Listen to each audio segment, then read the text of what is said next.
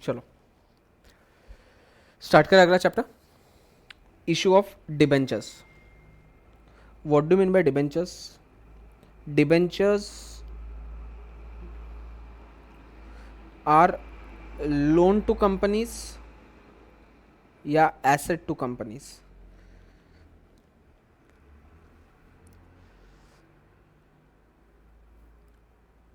गधेड़ो तुमसे पूछ रहा हूं।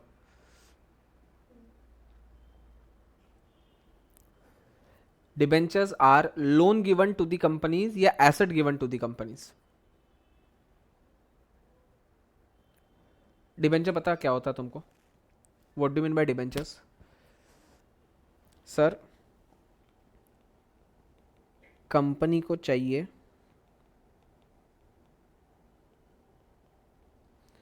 पैसा। अब पैसा वो दो चीजों से ले सकता है, या तो इक्विटी शेयर से ले सकता है या फिर डेट ले सकता है। डेट बोले तो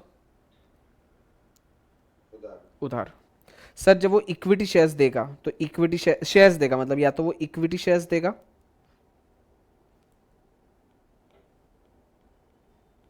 या तो वो प्रेफरेंस शेयर्स देगा। सर डेट अगर ले रहा है वो, तो डेट वो ले सकता है या तो लोन के फॉर्म में, या तो बॉन्ड्स के फॉर्म में, या तो डिबेंचर्स के फॉर्म में। तो सर मैं डिबेंचर्स इशू करूंगा ही क्यों, मैं उधारी लूंगा ही क्यों, जब मेरे को इक्विटी और प्रेफरेंस से डायरेक्टली पैसा मिल सकता है? सर यहाँ पे आपका ओनरशिप चले जाएगी,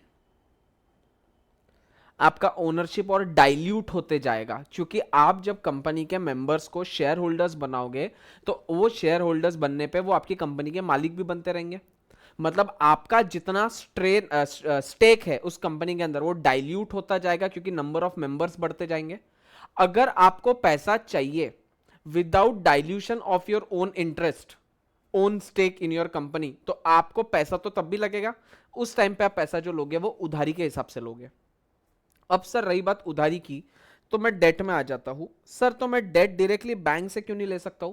क्योंकि हो सकता है बैंक उसके बदले में मुझसे कुछ सिक्योरिटी मांगे, या हो सकता है बैंक मुझसे जो रेट ऑफ इंटरेस्ट चार्ज करे वो 10% पे चार्ज करे, जबकि अगर मैं लोगों से ही पैसा लूं तो मैं लोगों को 8% पे दे सकता हूं। मतलब अगर मैं 1 करोड़ रुपया बैंक से लेता हूं तो मेरे को इसका 10% ब्याज बैंक को देना पड़ेगा, लेकिन वही अगर मैं 1 करोड़ रुपया लोगों से लेता हूं तो लोगों को खाली 8% ही देना पड़ेगा।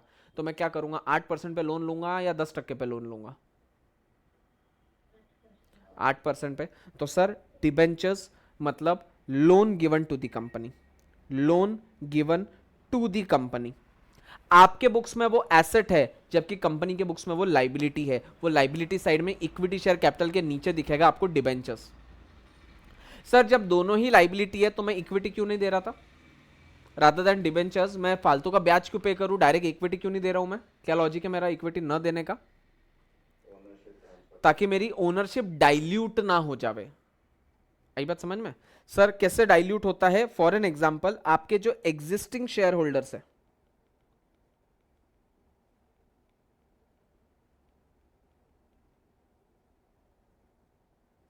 उनको भी नहीं पसंद आएगा अगर आप और शेयर होल्डर्स लेके आ जाओ तो। क्यों? क्योंकि सर उनका ईपीएस जो रहेगा, that is earning per share, वो डाइल्यूट होना शुरू हो जाएगा।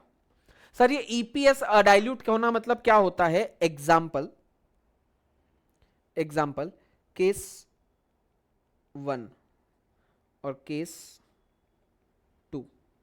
सर अभी मेरे जो करंट मेंबर्स है वो है सपोज 500, और सर करंट ईयर का प्रॉफिट जो है वो है मेरा 10,000 रुपीज। ये बात समझ में? तो देयर फोर सर मेरा अर्निंग पर शेयर कितना आया? 10,000 रुपीज डिवाइडेड बाय 500 रुपीज। मतलब हर एक इंसान को कितना रुपया प्रॉफिट का डिस्ट्रीब्यूट होने वाला है? सर 2 जीरो गायब, 2 जीरो गायब, 5 1 जा 5 2 जा 20, मतलब 20 रुपीज पर मेंबर मिलने वाला है। अरे हाँ या ना? सही है गलत है? सर अब अगर मैं शेयर होल्डर्स को पूछता हूं कि ओ मेरे शेयर होल्डर्स, मुझे कुछ और पैसा चाहिए और कुछ और पैसे के लिए मैं और कुछ शेयर होल्डर्स को अपना इक्विटी बेचने की बात कर रहा हूं, तो क्या होने वाला है सर? अब मेरे सपोज मेंबर्स जो है वो मेरे मेंबर्स हो जाते हैं 700, मैंने और 200 शेयर होल्डर्स से पैसा लिया। नहीं, मेरा करंट ईयर का प्रॉफिट सेम है सपोज जितना है 10,000 रुपीज। तो देयर फोर सर अब अगर मैं ईपीएस निकालने जाऊंगा तो मेरा ईपीएस कितना आएगा? 10,000 rupees divided by 700 which comes to 20 गायब 20 गायब 100 divided by 7 which comes to, calculate करके देना,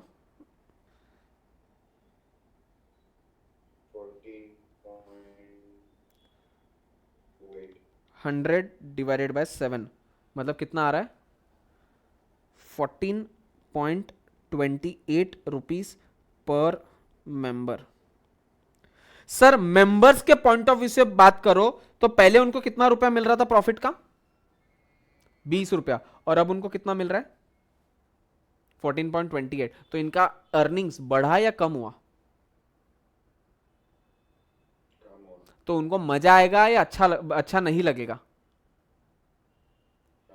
इसी के लिए शेयर होल्डर्स बोलते हैं भाई साहब तू इससे तो अच्छा है कम से कम उधारी ले ले, कम से कम हमारा स्टेक डाइल्यूट तो नहीं होगा। कल तक हम 20 रुपए कमा रहे थे, तूने एक्स्ट्रा लोगों को मंगवाया, एक्स्ट्रा मेंबर्स को ऐड किया, इसलिए हमारा शेयरिंग गिर गया।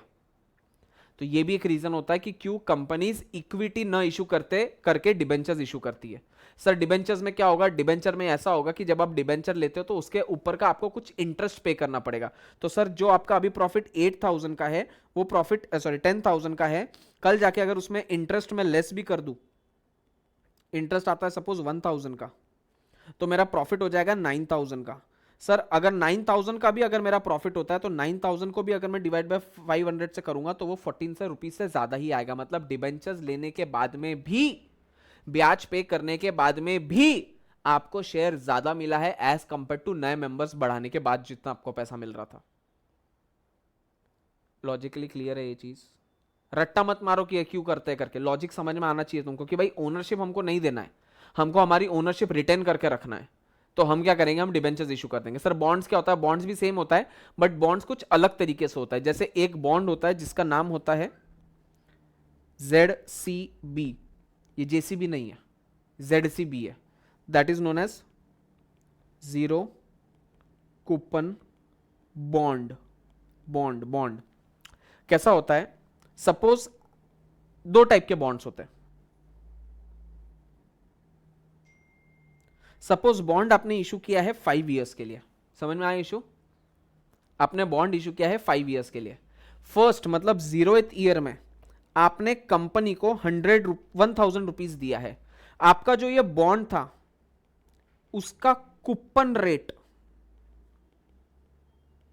है सपोज 8% का। कूपन रेट बोले तो इतना आपको ब्याज मिलने वाला है। तो सर फर्स्ट ईयर में आपने 1,000 रुपया कंपनी को दे दिया। At the end of the first year आपको क्या होगा? इस 1,000 रुपए पे 8% इंटरेस्ट मिलेगा। 8% मतलब कितना हो जाएगा? 80 रुपीज। सेकेंड ईयर में क्या होगा सर? फिर से 80 रुपया मिलेगा। थर्ड ईयर में क्या होगा सर? फिर से 80 रुपया मिलेगा। फोर्थ ईयर में क्या होगा सर? फिर से 80 रुपया मिलेगा। फिफ्थ ईयर में क्या होगा सर? 80 रुपया मिलेगा और साथ में जो 1,000 रुपया दिया था वो वापस मिल जाएगा। अरे ऐसा ही होता है ना कोई भी चीज का। ये हो गया नॉर्मल बॉन्ड। तो सर ZCB क्या होता है? जीरो कूपन बॉन्ड्स क्या होता है? ये जो 8% था इसको मैंने क्या बोला था? कूपन। मतलब ये 8% क्या है? कूपन है, कूपन। तो अगर मैं बात कर रहा हूं जीरो कूपन बॉन्ड्स तो इसमें रेट ऑफ इंटरेस्ट कितना रहने वाला है मेरा? तो सर जीरो इंटरेस्ट पे कौन देगा? मतलब मैं मेरा पैसा 100 रुपया दूंगा तो बाद में 5 साल के बाद में तू मेरे को 100 रुपया वापस देगा। बेवकूफ हो क्या मैं? इससे तो मैं बैंक में नहीं डालू, FD में नहीं डाल दूं, वो 100 रुपए का मेरे 105 रुपया नहीं कर दूं? बेवकूफ थोड़ी। अरे वैसा नहीं होता है। जीरो कूपन बॉन्ड्स क्या होता है? आपको जो 1,000 रुपीज फिफ्थ ईयर में मिलने वाले हैं हम आपको 1,000 रुपया 5वें साल में दे देंगे। आज 0th ईयर पे आप हमें खाली 700 रुपया ही दीजिए। हम आपको रेट ऑफ इंटरेस्ट नहीं दे रहे हैं, हम आपको 1 रुपए का भी ब्याज हर साल नहीं पे करेंगे। हम इतनी बात कर रहे हैं कि आज हम आपसे 700 रुपए ले लेंगे और 5 साल के बाद में हम आपको 1000 रुपए वापस कर देंगे। मतलब बेसिकली आपने 5 सालों में कितना इंटरेस्ट दिया? ओ गधेड़ो, 300 रुपीज दिया आपने 5 सालों में। मतलब बेसिकली आपने हर साल में कितना इंटरेस्ट दिया हुआ है पर एनम। आपने हर साल पैसा न देते हुए एक साथ लमसम में दे दिया। तो सर आप ये क्या लॉजिक है? अरे लॉजिक ये होता है कि जब भी कोई स्टार्टअप कंपनी, नई नई कंपनी स्टार्ट होती है तो उसके पास में हर साल पैसे का फ्लो आएगा, उसके कोई गारंटी नहीं है, क्योंकि उसका स्ट्रगलिंग टाइम चालू है। आई ना बात समझ में? अरे भाई वो अभी फिलहाल अनन्या पांडे, अभी उसका स्ट्रगलिंग फेज चल रहा है। अभी पिछले 2-3 साल तक वो सिर्फ स्ट्रगल करने वाला है, उसके पास में कोई पैसा नहीं आएगा। चौथे साल में उसको ऐसा लगता है कि मेरे पास भरपूर पैसा आ जाएगा, तो मैं क्या करूंगा, मैं डायरेक्टली 5वें साल तुमको तुम्हारा पूरा ब्याज सहित वापस अपना पैसा दे दूंगा। तो यहां पे मैंने कुछ भी टाइप का कूपन दिया क्या? तो ये बॉन्ड हो गया जीरो कूपन बॉन्ड्स। जबकि ये वाला जो ऊपर वाला बॉन्ड था इसमें कूपन था कि नहीं था? तो ये इसको बोला जाता है प्लेन वनीला बॉन्ड। क्या बोला जाता है? सही में उसका नाम है plane vanilla bond. Vanilla, vanilla flavour सबसे प्लेन होता है, सबसे बेसिक फ्लेवर वनीला होता है, इसके लिए इस बॉन्ड्स का नाम होता है प्लेन वनीला बॉन्ड। और ये नीचे वाला जो बॉन्ड होता है उसको बोला जाता है जीरो कूपन बॉन्ड। सर ये हो गया बॉन्ड। और दूसरा क्या होता है? अभी हमने क्या देखा? हमारा चैप्टर क्या है? बॉन्ड से क्या? हमारा चैप्टर क्या है? डिबेंचर्स। सर हम कंपनी को क्या चाहिए? पैसा। कंपनी को चाहिए पैसा। क्यों? पैसा पैसा करता है, क्यों? पैसे पे तू मरता है। पैसा लेने का जरूरत है तेरे पास में 2 तरीके का। एक सर तू पैसा ले सकता है इक्विटी शेयर से या प्रेफरेंस शेयर, मतलब बेसिकली शेयर से, और एक तू पैसा ले सकता है डेट से। सर इक्विटी से पैसा न लेते हुए डेट से पैसा क्यों ले रहा हूं? क्योंकि मुझे अपना डाइल्यूजन नहीं करना है। सर तो क्या मैं हमेशा डेट लेते रह सकता हूं? नहीं सर, हमेशा आप डेट लेते रहोगे तो पता चला एक टाइम के बाद में आपके पास में एसेट है 100 रुपए की और डेट हो गई 500 रुपए की, आप बैंकरप्ट हो जाओगे। तो हर लेवल होता है एक कंपनी का जिसको हम बोलते हैं डेट इक्विटी रेशो। क्या बोलते हैं? Debt is to equity.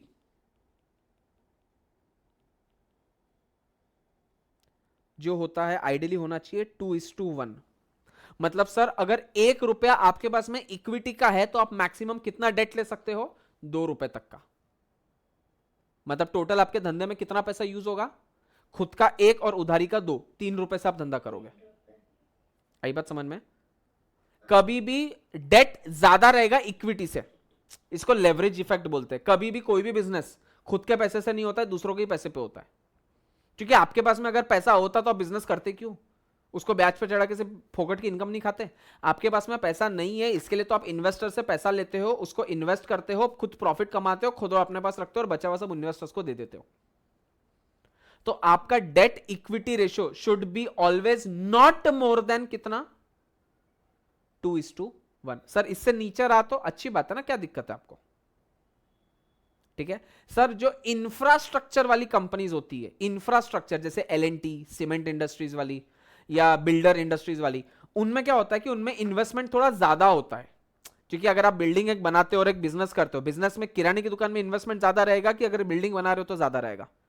तो जो भी आपका इंफ्रास्ट्रक्चर वाली कंपनीज होती है ना, इंफ्रा कंपनीज, उनके लिए डेट इक्विटी रेशियो वैलिड होता है 3:1 का। मतलब वो खुद का 1 रुपया तो बाजार का 3 रुपया लेके धंधा कर सकती है, मतलब 4 रुपए से धंधा कर सकती है। ये सिर्फ 4 रुपए नहीं, अगर तुमने खुद के 100 करोड़ लिए हैं तो तुम बाजार से 300 करोड़ ले सकते हो या 200 करोड़ ले सकते हो। आई बात ध्यान में? जनरल नॉलेज समझ में आ रहा है तुमको मैं क्या बोल रहा हूँ? Debt equity ratio should not be more than 2:1 और for the infrastructure companies it could extend up to 3:1। कोई दिक्कत नहीं, यहां तक चलू मैं आगे? चलो, नहीं किधर आ गया मैं? आ गया क्या? हाँ, issue of debentures.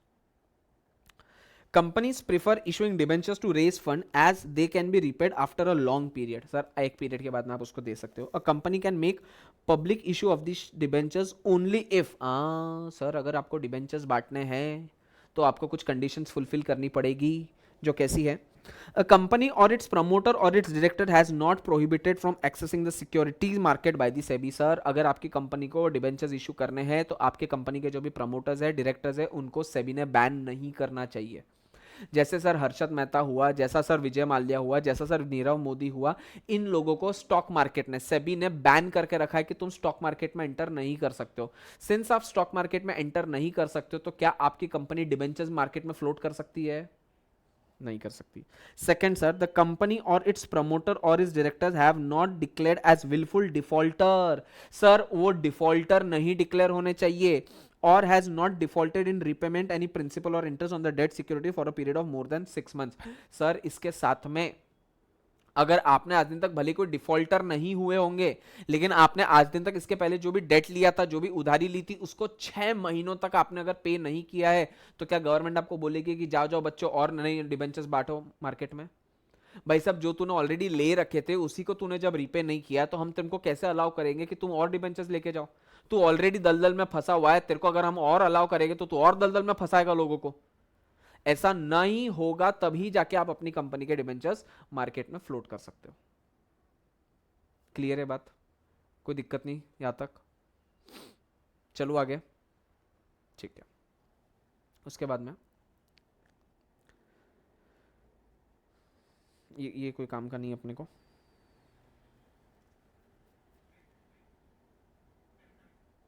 Provisions for the issue of debentures as per the Companies Act. Sir, what are the provisions of the issue of debentures?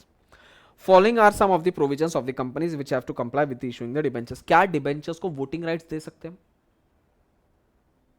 जैसे equity share holders, preference share holders को वोटिंग राइट्स होते हैं, क्या debentures वालों को भी voting rights होते हैं? क्या डिबेंचर्स ओनर है आपकी कंपनी के? तो जब अगर वो ओनर नहीं है, तो उनका से हो सकता है कि आपके बिजनेस के अंदर? तो सर सबसे पहले तो उनको वोटिंग राइट नहीं मिलेंगे। फिर आता है sir what are the types of debentures. Sir type of debentures भी होते हैं सर, कैसे? एक होते हैं सिक्योर्ड डिबेंचर्स, मतलब जो सिक्योरिटी के अगेंस्ट होता है। एक होते हैं नेकेड डिबेंचर्स, नंगे डिबेंचर्स, मतलब विदाउट एनी सिक्योरिटी, जिसको अनसिक्योर्ड डिबेंचर्स बोलते हैं। सही में उसका नाम है नंगे डिबेंचर्स, नेकेड डिबेंचर्स। एक होते हैं कन्वर्टिबल डिबेंचर्स, मतलब जिसको आप अभी आपके पास में डिबेंचर्स है, लेकिन 2 साल के बाद में आपके पास में राइट है कि आप डिबेंचर्स के बदले में इक्विटी शेयर्स ले सकते हो। Convertible which could be converted into equity shares और preference shares as the case में बी। एक होते हैं नॉन कन्वर्टिबल डिबेंचर्स, मतलब जो कभी कन्वर्ट हो ही नहीं सकते, वो हमेशा उधारी ही रहेंगे। एक होते हैं रिडीमेबल डिबेंचर्स, जो आप रिडीम कर सकते हो। एक होते हैं इररिडीमेबल डिबेंचर्स, जो कभी रिडीम नहीं कर सकते हो, मतलब एक बार आपने कंपनी को पैसा दे दिया, फिर कंपनी आपको वापस अपना पैसा कभी लौटाएगी नहीं। ऐसा हो सकता है क्या? लेकिन नाम भले इररिडीमेबल डिबेंचर्स है, बट क्या कंपनी कभी भी इररिडीमेबल डिबेंचर्स इशू कर सकती है क्या? नहीं कर सकती। बट ऑफकोर्स ऐसा है तो भाई मैं भी इशू कर देता हूँ। एक काम करता हूँ, मैं अपनी कंपनी बना लेता हूँ, अपने कंपनी में इररिडीमेबल डिबेंचर्स इशू कर देता हूँ। लाओ लोगो, लाओ मेरे देशवासियों, लाओ मुझे 100 करोड़ रुपए दो, दे के भूल जाओ। कितनी मजे लाइफ में। काय के लिए काम करते बैठो, काय के लिए इतना चिक चिक के चिल्ला के 100 करोड़ रुपए मेरे को मिल जाए तो वाह, लाइफ में मजे नहीं आ जाएगा मेरे? तुम सालों कमाते बैठना, मैं तुमको इतना इतना सा पढ़ाऊंगा, तुमने कमाना उसमें 2 लाख रुपए 4 लाख रुपए, मैं 100 करोड़ रुपए कमाऊंगा एक बार में। बट सर ऐसा आप कभी डिबेंचर्स इशू कर पाओगे क्या? नहीं। Payment of interest and redemption sir, but of course आपको हर साल उसके ऊपर ब्याज पे करना है, और साल के अंत में आपको उसका जो भी कैपिटल अमाउंट है वो वापस रीपे कर देना है। डिबेंचर सर्टिफिकेट सर, जैसे आप शेयर्स लेते हो तो आपको शेयर सर्टिफिकेट इशू करना पड़ता है, वैसे अगर आप डिबेंचर्स इशू करोगे तो आपको डिबेंचर सर्टिफिकेट इशू करना पड़ेगा। इक्विटी शेयर्स इशू करने के लिए कितना दिन का टाइम होता है? अरे यार, शेयर सर्टिफिकेट के लिए कितने दिन का टाइम होता है यार? अरे मेरे को याद है, कल ही तो पढ़ा था। चप्पल से मारूंगा सालों एक एक को। कल पढ़ा था शेयर सर्टिफिकेट कितने दिन में इशू करना होता है तुमको। पार तेरे को ही तो पूछा था कितने बार।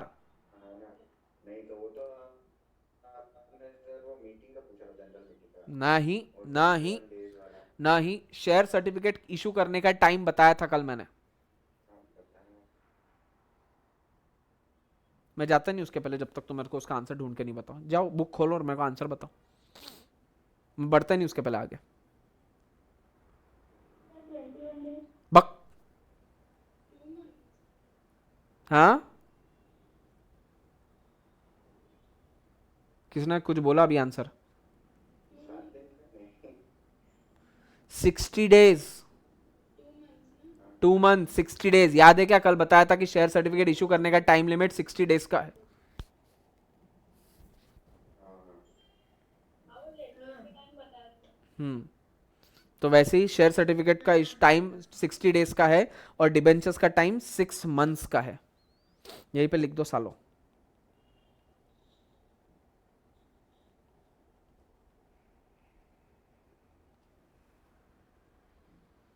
गधेड़ो सालों, इतने कल इतना गालियां दिया उसके बाद में भी सुधरते नहीं हो तुम, नालायक। चलो, उसके बाद में सर आपको क्रिएशन करना पड़ेगा DRR का, डिबेंचर रिडम्पशन रिजर्व। एक रिडम्पशन रिजर्व आपको बनाना पड़ता है, जैसे अपन ने एक और रिजर्व इसके पहले बनाया हुआ सीखा हुआ है। एक रिजर्व सीखा है अपन ने at the time of issue of preference shares.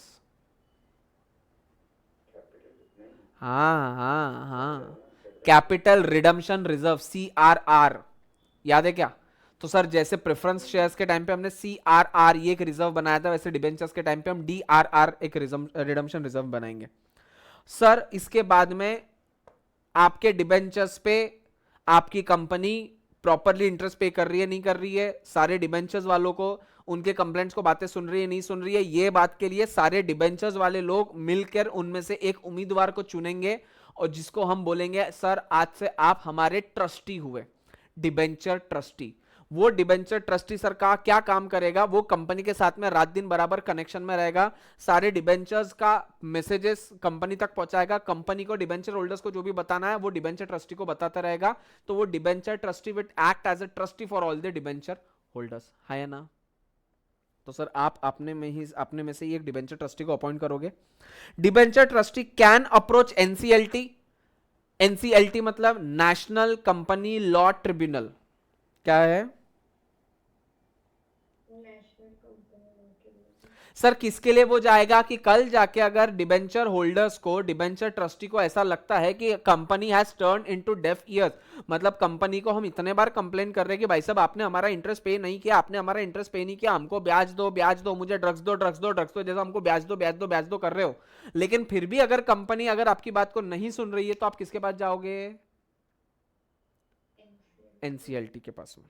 चलो भाई, इम्पोज रेस्ट्रिक्शंस, फिर क्या करेगा?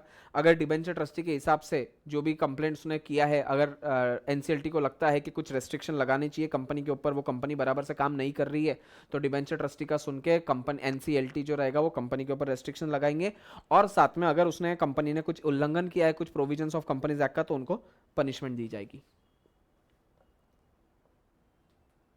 सही है यहाँ तक? पक्का? मेरे को यहाँ तक फटाफट रीड करके दो फास्ट। चलो आगे, चलो।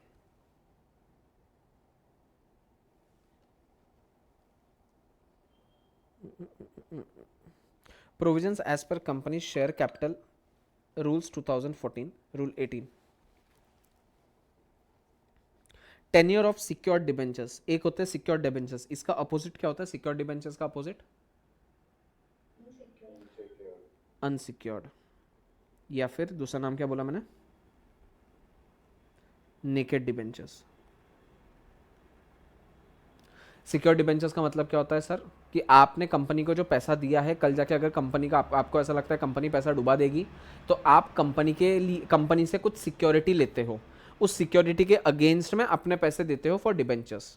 तो सर हम बात कर रहे हैं ऐसे सिक्योर्ड डिबेंचर्स की।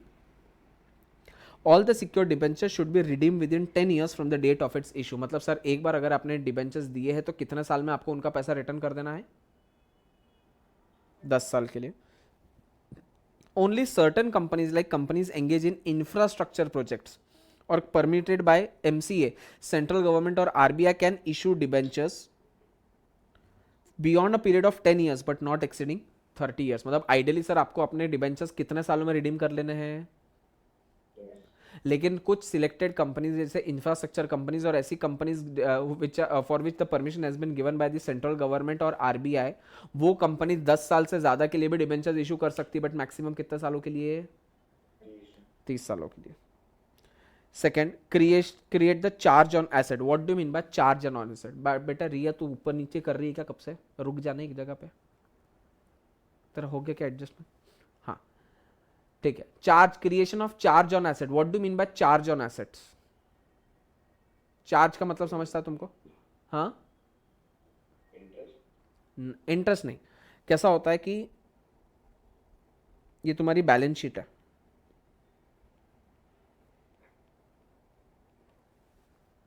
अब तुमने सपोज डिबेंचर्स लिए, किस चीज के लिए, कि भाई तुमको एक बिल्डिंग खरीदना है, आई बात समझ में, तो तुमने डिबेंचर्स लिए सबसे पहले, तो तुम्हारे पास में आया बैंक में पैसा, सपोज 100 करोड़ रुपए लिए थे, तो यहां पे तुम्हारा कैश बढ़ गया या बैंक बढ़ गया 100 करोड़ रुपए से, यहां पे तुम्हारा डिबेंचर्स बढ़ गया 100 करोड़ रुपए से। अब तुमको इस कैश का करना क्या था, तुमने बेसिकली डिबेंचर्स लिए क्यों थे, तुमको कैश चाहिए थी क्या, तुमको क्या करना था, इसका बिल्डिंग लेना था, तो तुमने क्या किया, इस 100 करोड़ से ले ली बिल्डिंग, बिल्डिंग खरीद ली 100 करोड़ की, तो ये कैश यूज हो गया, ये कैश हो गया जीरो, हो गया असेट, हो गया बैलेंस शीट टल्ली। तो बेसिकली सर ये जो आपकी बिल्डिंग थी 100 करोड़ की, क्या ये बिल्डिंग आपकी है, क्या ये आपके खुद के पैसों की है, sir it is a charge created on your debenture, sir ये बेसिकली बिल्डिंग पर चार्ज है डिबेंचर्स का, इसको बोलते हैं चार्ज ऑन एसेट्स। सर ये बिल्डिंग आपकी अपने पैसों की नहीं है, इस पे चार्ज है डिबेंचर्स का, मतलब ये बिल्डिंग अगर आप बेचोगे तो आप खुद से नहीं बेच सकते सर, आपको डिबेंचर होल्डर्स को पूछना पड़ेगा, क्योंकि ये बिल्डिंग खरीदने के लिए आपने पैसा किसका लाया था, डिबेंचर होल्डर्स का। इसके अलावा सपोज आपके पास में गोल्ड होगा, गोल्ड 50 करोड़ रुपए का, ये 50 करोड़ रुपए का जो गोल्ड है ये फ्री फ्रॉम चार्ज है, फ्री फ्रॉम चार्ज, इसके लिए इसको आप बेचोगे भी तो आपको किसी की परमिशन लेने की नीड नहीं है। लेकिन अगर आप ये बिल्डिंग बेचते हो 100 करोड़ रुपए की, तो आपको किसको पूछना पड़ेगा, डिबेंचर होल्डर्स को। क्यों, क्योंकि इस पे चार्ज है डिबेंचर होल्डर्स का, इस एसेट पर डिबेंचर होल्डर्स का चार्ज है। आई बात समझ में, हाँ, डिबेंचर्स के पैसे पे तुम कुछ भी कर सकते हो, लेकिन तुमने डिबेंचर होल्डर्स को ये बोला है कि मैं तुमको डिबेंचर्स इशू कर रहा हूं क्योंकि मेरे को बिल्डिंग खरीदनी है, तुमने स्पेसिफिकली लिया ही डिबेंचर्स उसके लिए है, तुम्हारा पर्पस ही डिबेंचर्स फ्लोट करने का ये था क्योंकि तुमको एक बिल्डिंग खरीदनी थी, स्पेसिफिक पर्पस के लिए तुमने डिबेंचर्स दिए हैं। तो अगर तुमने स्पेसिफिक पर्पस के लिए दिए हैं तो तुमको परमिशन भी स्पेसिफिक ही मांगनी पड़ेगी। आई बात समझ में, ओके। फिर अपॉइंटमेंट ऑफ डिबेंचर ट्रस्टी और creation of DRR. Company has to create a debenture redemption reserve out of the profits available for the payment of debentures. Company has to maintain minimum 25% of the value of its outstanding debentures in debenture redemption reserve account. Company has to invest or deposit on or before 30th April each year a sum not less than 15% of the amount of its debentures maturing during the period. Money from this account is used for debenture redemption of debentures. क्या बोल रहा है ये, कुछ समझा नहीं।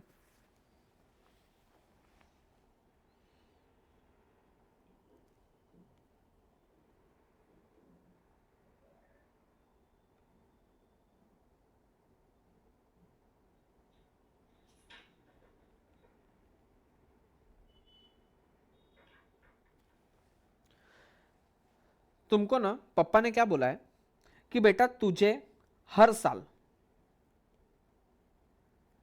Minimum 500 rupees donate करने हैं,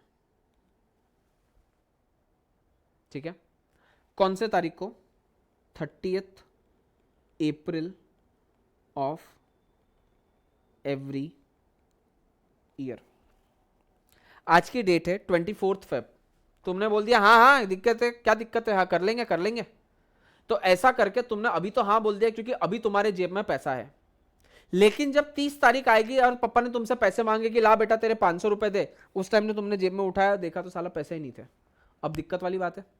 तो अगली बार से पापा क्या बोलेंगे तुमको पता है क्या, पापा बोलेंगे एक काम कर भाई, अभी उस दिन पे तेरे पास में पैसा है या नहीं है, तेरे को फ्यूचर तो नहीं पता है, तो एक डब्बा बना और उसमें मिनिमम जितना भी तेरे को पैसा डालने वाला है उसका 25% तो भी डाल के रखते। मतलब तेरे को जो भी जुगाड़ करना है उस डेट पर वो 75% का ही करना है, कम से कम 25% तेरे पास में उस चीज का जुगाड़ अभी से बना के रख ले। तो ये जो पिगी बैंक बनाया ना, ये हो गया तेरा डिबेंचर रिडम्पशन रिजर्व, जिसमें तेरे को मिनिमम 25% हमेशा रखना पड़ेगा of the amount of the debentures outstanding. आई बात समझ में, और जितना भी तेरा अमाउंट है उसका कुछ ना कुछ पैसा तू कहीं ना कहीं इन्वेस्ट कर, ताकि तू अगर इन्वेस्ट करेगा तो तेरे पैसे हमेशा बढ़ते रहेंगे, और वो बढ़ते रहेंगे तो तेरे पास में हमेशा पैसा दिखता रहेगा। तो सर आपको मिनिमम 15% हमेशा कहीं ना कहीं इन्वेस्ट करना होगा। कितने तारीख के पहले? 30 अप्रैल के पहले। मतलब सर 25% आपने डाल दिया साइड में। बेटा रिया तू क्या करती रहती है? क्या चाहिए तेरे को? वो एक तूने एक सेल्फी देखी क्या? वो बंदर वाली सेल्फी, वो ऐसा सेल्फी लेता है बंदर, तो वैसी दिखते रहती पूरे टाइम हाथ लगाते हुए। उसको हाथ मत लगा, उसको दूर रख उससे। ऐसा समझ तेरे मोबाइल को कोरोना हुआ है, उसको दूर रखा, हाथ नहीं लगाना तेरे मोबाइल की स्क्रीन को। कोरोना हुआ है तेरे स्क्रीन को, हाथ मत लगा, हाथ मत लगा तू स्क्रीन को, कोरोना हुआ है, मत लगा, हाथ मत लगा। हाँ रुक जा, गुड। तो 25% आपने निकाल के रख दिया साइड में और 15% आपने कर दिया इन्वेस्ट। मतलब बेसिकली आपने जितना अमाउंट देना था उसका 40% आपने साइड में निकाल के रखा हुआ है। अब आपको जो भी मेहनत करनी है वो बचे हुए 60% की करनी है, मोर देन ऑलमोस्ट 50%, मतलब 40% तो आपने साइड में निकाल दिया। अब मेहनत जो भी करनी है वो 60% के लिए करनी है। आई बात समझ में? This is debenture redemption reserve. 25% आपको मिनिमम अकाउंट बैलेंस करना है और 15% हमेशा इन्वेस्ट करते रहना है। कितने डेट के पहले? 30th April of every year. ठीक है, चलो अब आते हैं requirements as per SEBI for issue of debentures. Minimum subscription. SEBI state the minimum subscription to be collected by the company. As per SEBI, the minimum subscription for the public issue of debenture is 75% of the base size issue, that is 100 crore. Sir मतलब अगर लाने हैं, अगर आपको debentures issue करने हैं तो एक बार में मार्केट में कितने रुपए के डिबेंचर्स फ्लोट करने पड़ेंगे आपको? और कितने मिनिमम लोगों ने आपके डिबेंचर्स को सब्सक्राइब कर लेना चाहिए? जैसे शेयर्स की बात करो तो शेयर्स में मिनिमम सब्सक्रिप्शन कितना परसेंट होता है? 90%। और डिबेंचर्स में कितना रहेगा? 75%। शेयर्स में कोई मिनिमम अमाउंट था क्या कि अगर आपको आईपीओ लाना तो इतने रुपए का ही आईपीओ लाना पड़ेगा? जबकि डिबेंचर नहीं था, जबकि डिबेंचर्स में कितना अमाउंट का आईपीओ लाना पड़, आईपीओ मतलब डिबेंचर्स लाने पड़ेंगे आपको मिनिमम 100 करोड़ के, 100 करोड़ के। If the minimum subscription is not received, मतलब कितना? अरे if the minimum subscription is not receive मतलब कितना? 75%। Then the entire money received should be refunded within 12 days from the date of closure of issue. Sir लोगों ने आपके shares, आपके debenture जो सब्सक्राइब किए वो सब्सक्राइब किए खाली 72%। क्या आपके डिबेंचर्स फ्लोट होंगे मार्केट में?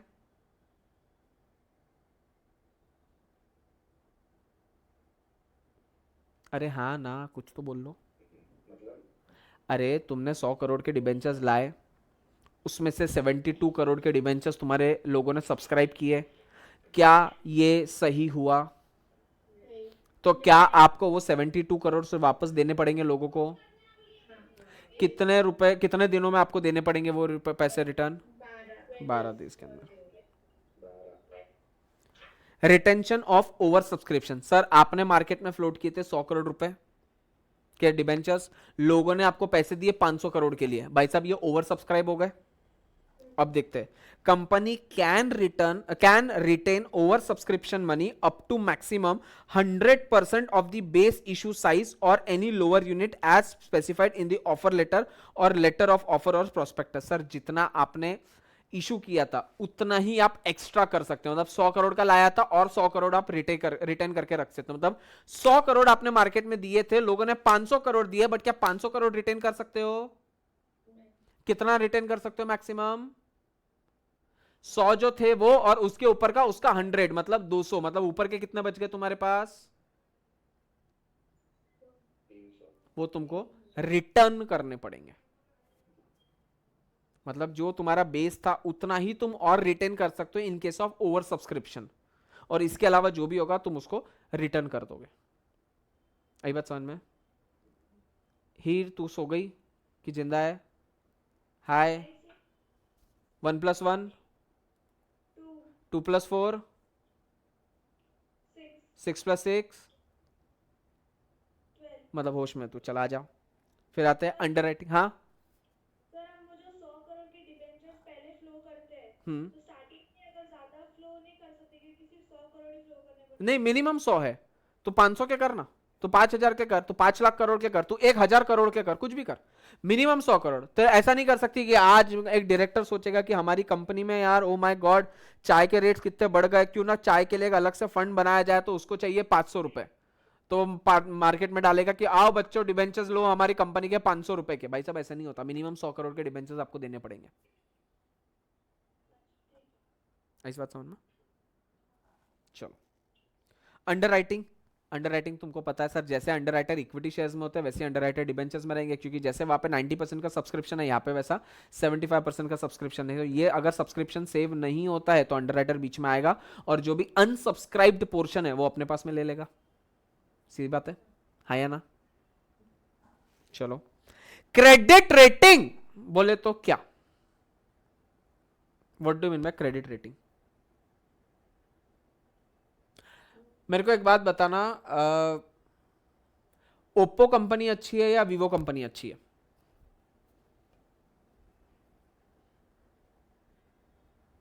दोनों ही अच्छे। अच्छा, ओप्पो कंपनी अच्छी है या वन प्लस कंपनी अच्छी है? अच्छा, वन प्लस कंपनी अच्छी है या सैमसंग अच्छी है? Samsung, one plus. अच्छा, वन प्लस अच्छी है या नोकिया अच्छी है? अच्छा, वन प्लस अच्छी है या एप्पल अच्छी है? सालो देख रहे हो आंसर कैसे बदल रहे हैं तुम्हारे, क्योंकि तुम्हारे उस कंपनी के जो गुडविल है वो चेंज होते जा रहा है। अच्छा, सैंट्रो अच्छी या मर्सिडीज अच्छी, होंडा सिटी अच्छी? होंडा सिटी अच्छी या मर्सिडीज अच्छी? मर्सिडीज अच्छी या बीएमडब्ल्यू अच्छी? हाँ, जैसा तुमको बड़ा मालूम है बीएमडब्ल्यू क्या है जो नहीं। बीएमडब्ल्यू अच्छी या फरारी अच्छी? तुम कंपनी चेंज कर रहे हो क्योंकि कंपनी की गुडविल चेंज हो रही है। This goodwill is nothing but credit rating. Sir आपके पास में ऑफर है कि आप रिलायंस के भी डिबेंचर्स ले सकते हो, टाटा के भी डिबेंचर्स ले सकते हो, एप्पल के भी डिबेंचर्स ले सकते हो और सैमसंग के भी डिबेंचर्स ले सकते हो। बट ऑफ कोर्स है, अगर एप्पल के डिबेंचर्स का रेटिंग A+ होगा, टाटा का B+ होगा, रिलायंस का C+ होगा और सैमसंग का D+ होगा, आप कौन सी कंपनी के डिबेंचर्स लेने में उत्साहित रहोगे? क्यों? क्योंकि उसको A+ का रेटिंग है। This is credit rating. ये बात समझ में? कोई डाउट तुमको इसमें? चलो सर, क्रेडिट रेटिंग की कौन कौन सी एजेंसीज होती है? क्रिसिल ये सबसे इंपॉर्टेंट एजेंसी है। रेटिंग कैसे होती है? 111, AAA, A, BBB, इस तरीके से B, C और D। अगर किसी क्रिसिल ने किसी कंपनी को AAA दिया है, मतलब ये सबसे ज्यादा सेफ कंपनी है, सबसे ज्यादा सेफ। तुम उसमें जाने में इच्छुक रहोगे या नहीं रहोगे? AA है मतलब हाई सेफ्टी है, A है मतलब एडिक्वेट है, BBB है मतलब मॉडरेट है, B है मतलब हाई रिस्क है, C मतलब वेरी ज्यादा रिस्क है और D मतलब उसने कभी ना कभी डिफॉल्ट किया हुआ है। तो अगर कोई कंपनी मिली तुमको जो तुमसे 500 रुपए ले रही है और तुमको 50% का ब्याज दे रही है, मतलब 100 रुपया दो 50 रुपया ब्याज आपको देगी वो, लेकिन उसका क्रेडिट रेटिंग D है, दोगे क्या तुम उसको? साले 50 रुपए के चक्कर में 100 रुपए चले जाएंगे तुम्हारे। तो तुमने ये डिसीजन क्यों लिया? As per their credit ratings. और क्रेडिट रेटिंग वाली एजेंसी कौन है? क्रिसिल। क्रिसिल याद रखना, क्रिसिल।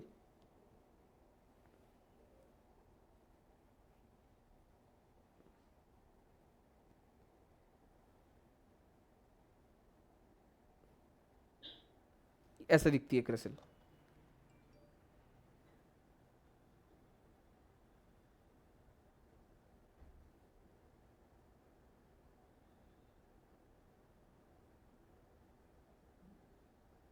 हो गया इसका, ठीक है। आई बात समझ में?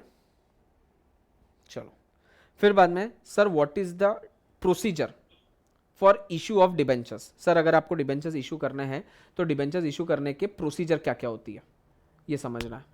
तो सर सबसे पहले तो आप पास कर लो बोर्ड मीटिंग, सबसे पहली बात तो ये कर लो। सर मेरी कंपनी को डिबेंचर्स मार्केट में फ्लोट करने हैं of the amount of ₹70 crore. कोई दिक्कत है तुमको? 70 करोड़ के मेरे को अगर डिबेंचर्स मार्केट में फ्लोट करने कोई दिक्कत है तुम्हारे? क्या दिक्कत है? पार्थ को हर चीज से दिक्कत होती है भाई, क्या है तू लड़की छोरी है, तेरे को हर चीज से दिक्कत होती है, क्या दिक्कत है तेरे को? सर पॉसिबल नहीं है 100 करोड़ में। अच्छा 170 करोड़ के करता हूँ, कोई दिक्कत अब तुमको? अच्छा इसके मिनिमम कितना सब्सक्रिप्शन आ जाना चाहिए? 75%। अच्छा कल जाके अगर मेरे को 175 करोड़ के लिए 5000 करोड़ के सब्सक्रिप्शन आ गए तो मैं कितना पैसा रख सकता हूँ अपने पास में? 340 करोड़। है 340। 340, 170 करोड़ का डबल। ठीक है सर, सबसे पहले तो आप बोर्ड मीटिंग में बोर्ड रेजोल्यूशन पास करो, फिर आप ईजीएम लो, फिर आप आरओसी को फाइल करो, फिर आप क्रेडिट रेटिंग लो। क्रेडिट रेटिंग कौन सी एजेंसी होती है? क्रिसिल। सर एक ही एजेंसी है क्या? नहीं, बहुत सारी है, जिसमें का सबसे हाईली क्वालिफाइड एजेंसी जो है वो होती है क्रिसिल। उसके बाद में सर एक अंडर राइटिंग अग्रीमेंट में एंटर हो जाओ। अंडर राइटिंग अग्रीमेंट किसके साथ में बनेगा? सर इसके बाद में आप इशू कर दो एक प्रोस्पेक्टस। क्या आपने को पता है प्रोस्पेक्टस, ऑफर लेटर वगैरह क्या होता है? उसके बाद में सर खोल दो एक सेपरेट बैंक अकाउंट, जैसे अपन ने उसमें खोला था डिविडेंड में। फिर आप एप्लीकेशन मनी ले लो, फिर वापस से एक बोर्ड मीटिंग रख लो, फिर आप इशू कर दो डिबेंचर सर्टिफिकेट। कितने दिन के अंदर? 6 महीना। 6 मंथ्स के अंदर। और जबकि इक्विटी वालों को कितने दिन के अंदर करना पड़ता है? 60 days। 60 डेज के अंदर। और ये सारी एंट्रीज आप क्या करोगे? रजिस्टर ऑफ डिबेंचर्स में एंटर कर जाओगे। आई बात समझ में? कोई दिक्कत है तुमको? ओ गधेड़ो, कोई दिक्कत है? अच्छा मेरे को पूरा पढ़ के दो अभी की अभी। अच्छा यहाँ पे ये जो एंट्रीज है ना, यहाँ पे लिख दो 7 डेज। 7 दिन के अंदर आपको अपना आपकी कंपनी में जो भी रजिस्टर होगा डिबेंचर्स का, उसमें सारी एंट्री कर देनी कि हमने कितने रुपए अब के मार्केट, कितने रुपए के डिबेंचर्स फ्लोट किए थे। हीर तो सो जाएगी अभी बस थोड़ी देर में, 5 मिनट रुक जा, तू सोएगी अभी। ऐसी तो हो चुकी है बस, तो अभी आड़ी होनी बची है बस। नहीं सर, नहीं। सर ये मोबाइल बार बार हिल रहा है ना इसलिए। ओ माय गॉड, एक भेज दो तेरे घर पे सेल्फी स्टिक, ऐसे टंगा दे उसको ऊपर।